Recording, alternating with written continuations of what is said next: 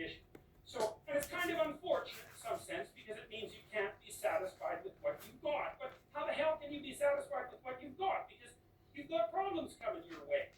I mean, even if everything's okay right now, which it probably isn't, but even if it was, that doesn't mean everything's going to be okay tomorrow or next week or next year or 5 years from now, right? You've got the future to take care of and your future self, and you've got your family to take care of, and maybe you've got your community to take care of. So you've got some problems.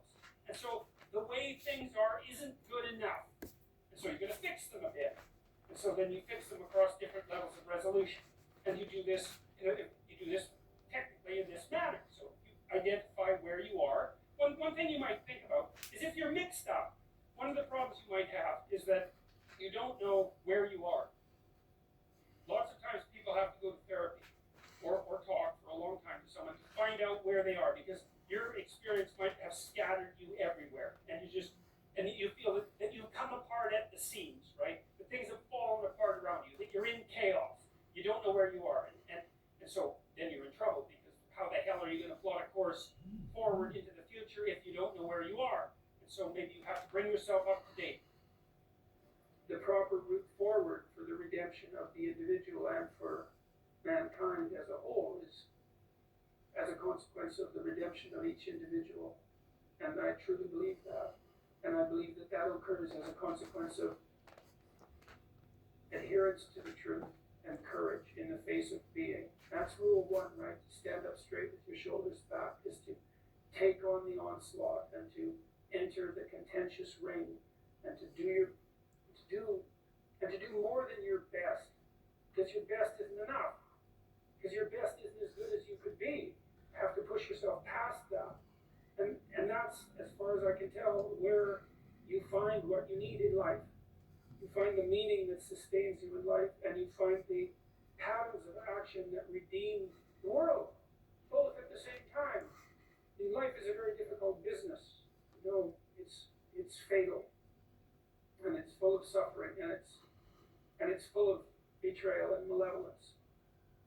There's nothing about it that's trivial. It's all profound. And in order to find your way through all of that capacity for hellish experience, let's say, you need to develop a relationship with something that's profound.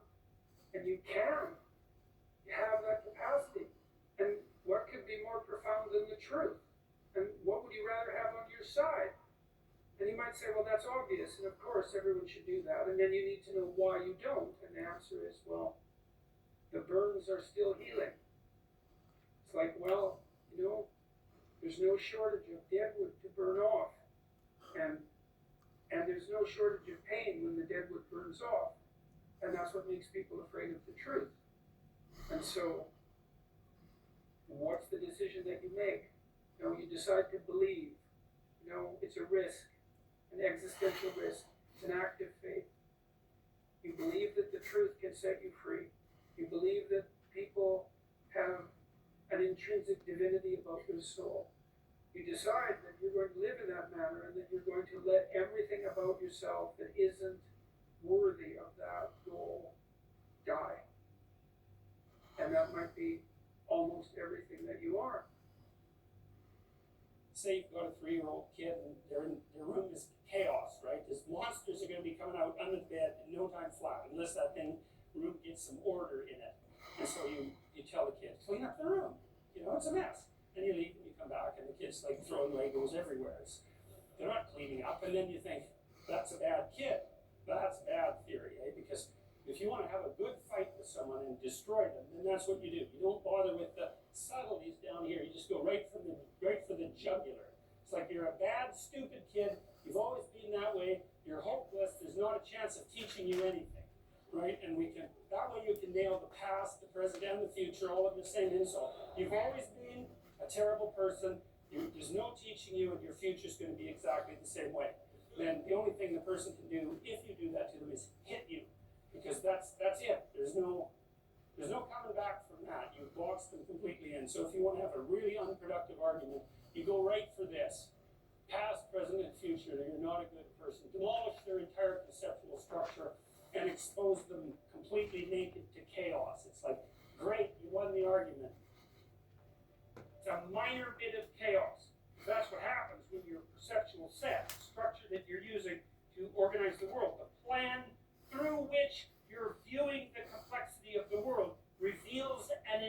the sea, then that destabilizes your emotions. You need to be going somewhere, and there needs to be a pathway in order for you to feel good. The other thing to note is that if that plan is untenable or becomes destabilized, then what happens is you become flooded with negative emotion. Frustration, disappointment, anger, primarily anxiety. But all of those things sort of intermingle. Anger maybe because you have to fight your way through the obstacle. Frustration because maybe you have to make a new plan. Disappointment because you put a bunch of work into the damn plan and it didn't work out. Anxiety because now there's too many choices in front of you. And so people don't like to have their plans disrupted. And the reason for that is that their plans are directly associated with their emotional perception of the world. Well, why? Because it's annoying to have your plans changed. It disrupts the structure that you use to destabilize your perceptions of the world. And it throws you momentarily into a state of chaos. So I think what happens when you go deep into understanding so that you could stop it. Because if you understand the problem, maybe you can solve it. And at least in part, I came to believe that the problem was, as Solzhenitsyn said, that the problem is that the line between good and evil runs down every human heart.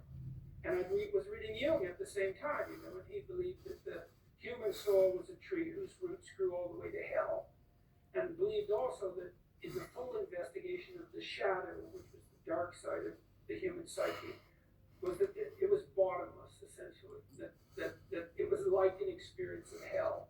And that also struck me as true.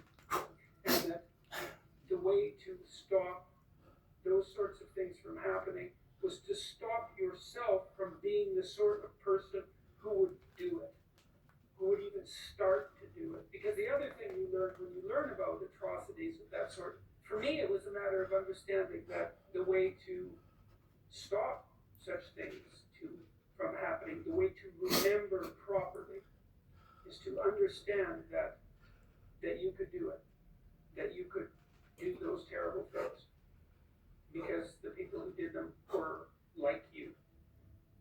And that the way out of that is to stop being like that. And the way you stop being like that is by ceasing to tell yourself lies that you don't believe in, and that you know you shouldn't act out. If you're obsessed by memories of the past, more than 18 months old, and most of those are negative, so anxiety provoking most often, then there's a lot of you that's stuck in the past. And what that means is you didn't map the territory well enough, and the parts of your brain that are alarm systems, anxiety systems, are saying, no, there's holes in the way you're looking at the world. There's holes in the way that you're looking at the world. And you fell in them once, and you don't know where they are, and you don't know how to fill them, and you don't know how to walk around them. And so you can't forget them, you can't forget them, you can't forget them, you can't forget them. You have recurring nightmares, for example, are a good example of that sort of thing happening. But in any case, if you have memories like that, you remember them, they make you feel anxious and negative, you're stuck back there. Your body is still reacting as if it's an emergency. It could happen again, but you have it fixed. It doesn't matter if it was your fault, that's irrelevant. The alarm system doesn't care. Like, when your smoke detector goes off, it isn't relevant whether it was your fault. The smoke detector just says, house is on fire, and that's a bad thing. And your anxiety systems are like that. If they're tagging old memories with anxiety, then you have to do something about it, or you will be tortured by those memories forever, because that's how the alarm system works. And so maybe you need to go back there and clean things up. You've got to figure out, okay, well, how did this happen? What sort of role did I play? Even if it's a minor role, that doesn't matter, because the point is that you don't want to be put in the same vulnerable position again. So anything you can do to strengthen yourself is good.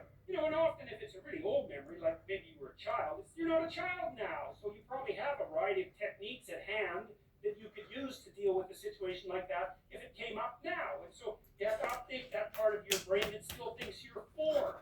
And lots of people have parts of them that are still stuck in some traumatic childhood experience.